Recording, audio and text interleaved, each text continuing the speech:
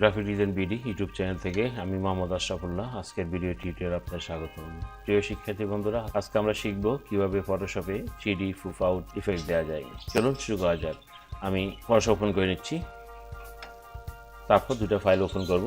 ফাইলে যাচ্ছি আমি, ফাইল ওপেন,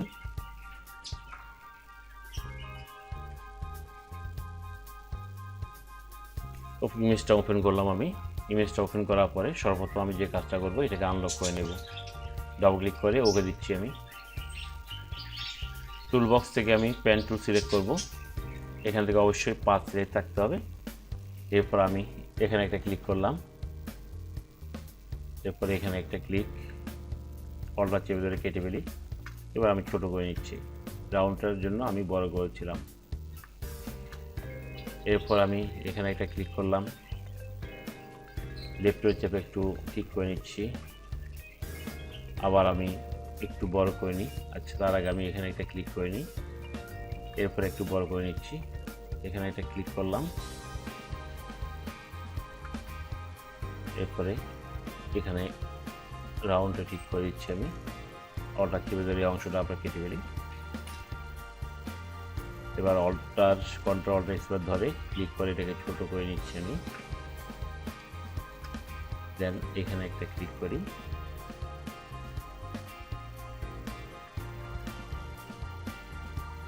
আবার এখানে একটু রাউন্ড করে নিচ্ছি আমি।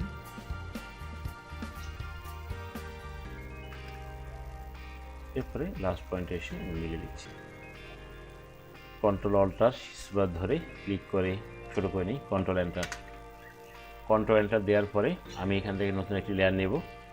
ক্রিয়েট নিউ লেয়ার বাটনে ক্লিক করলাম।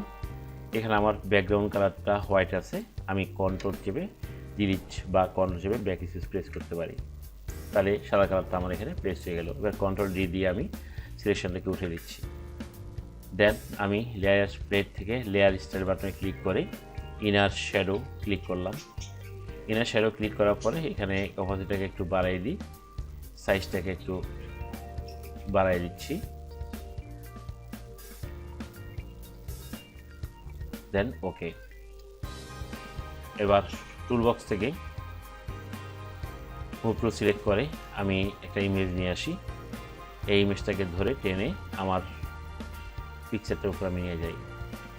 এরপর হচ্ছে কন্ট্রোল টি দিয়ে ছবিটাকে একটু ছোট করে নিই। অল্টার শিফট ধরে কর্নার ধরে টান দিয়ে ছবিটাকে আমি ছোট করতেছি।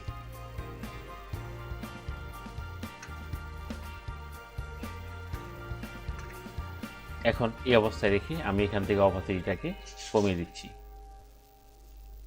যে কোনো মাপে কমালে চলবে, সমস্যা নেই। অর্থাৎ এখানে আমি 35 দিচ্ছি। এবার এটাকে একটু বড় করে নিই, আমি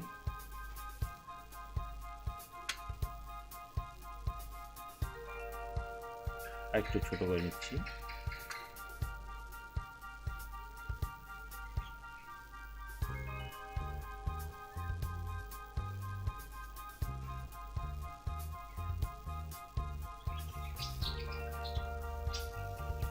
ছবিটাকে আমি এই পজিশনে রাখলাম, রেখে এন্টার প্রেস করতেছি। এখন এই লেয়ারটার ইমেজের লেয়ারটাকে টেনে আমি আরেকটা কপি করে নিচ্ছি। ক্রিয়েট নিউ লেয়ার বাটন ছেড়ে দিলে আরেকটা কপি হয়ে যাবে। কপি করে নিচ্ছি। কপি করে নিয়ে প্রথমটার লেয়ারটার চোখটাকে আমি উঠিয়ে দিচ্ছি। দ্বিতীয় লেয়ারটাকে আমি সিলেক্ট রাখতেছি। সিলেক্ট রাখে এখানে অপাসিটিটাকে আমি 100 করে দিচ্ছি। লেয়ার টু সিলেক্টটাকে 100 করে দিলাম। করে এবার কিবোর্ড থেকে কন্ট্রোল অল্টার জি প্রেস করলাম।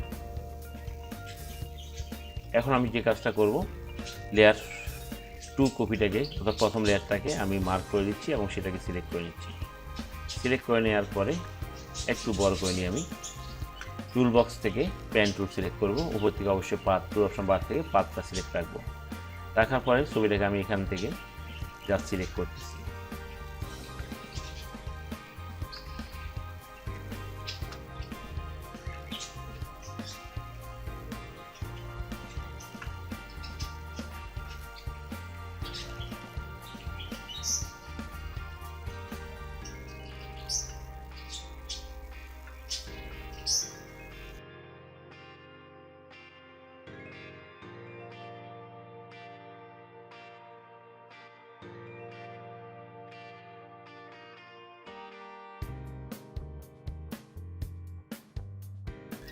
এভাবে পুরো ছবিটাকে আমি পাত করে নিচ্ছি।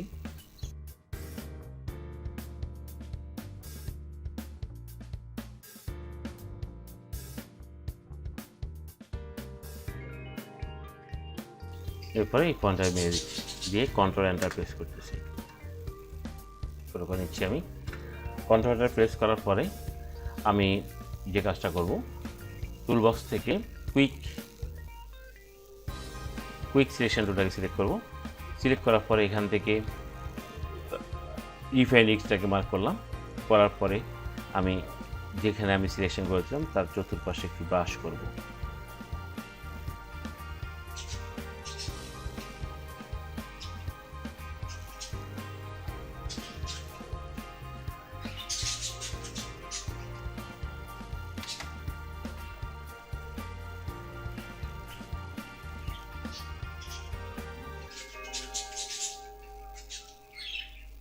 ব্রাশ করার পরে এখান থেকে আউটপুট টু ক্লিক করার পরে এখান থেকে আমি নিউ লেয়ার উইথ লেয়ার মাস্কটাকে মার্ক করে দেব। মার্ক করে জাস্ট ওকে ক্লিক করব। ওকে ক্লিক করার পরে এখন আমি যে কাজটা করব সেটা হচ্ছে এখানে অপাসিটিটাকে আমি 100 করে দেব। এখন এখান থেকে লেয়ার টুলটাকে সিলেক্ট করব। সিলেক্ট করে টুলবক্স থেকে অনুষ্ঠান সিলেক্ট করে অল্টার ধরে এখানে একটা ক্লিক করব। ক্লিক করে এই অংশটুকু আমি পরিপূর্ণ করে দেব।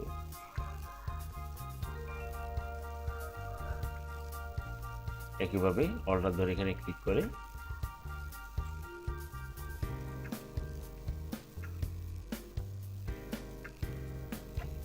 এই অংশটুকু ফিল আপ করে দিলাম। এরপরে লেয়ার 0 সিলেক্ট করব আমি। সিলেক্ট করার পরে এখান থেকে লেয়ার প্যাড থেকে অ্যাডজাস্টমেন্ট লেয়ারে ক্লিক করে এখান থেকে আমি ক্লিক করব photo filter. Photo filter click করার পরে এখান থেকে আমরা এটাকে একটু বাড়িয়ে দেখতে পারি বা কমিয়ে দেখতে পারি। এখান থেকে বিভিন্ন স্টাইল আছে, এগুলো দেখতে পারি।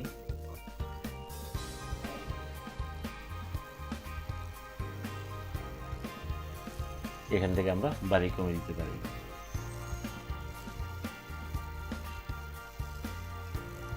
তো বন্ধুরা, আমাদের 3D পপ আউট ইফেক্ট তৈরি হয়ে গেল।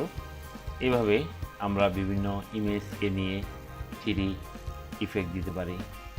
ধন্যবাদ সবাইকে। আজকে ভিডিও এই পর্যন্তই। আগামী ভিডিও দেখার আমন্ত্রণ জানিয়ে আজকের মতো এখানে শেষ করছি। আল্লাহ হাফেজ।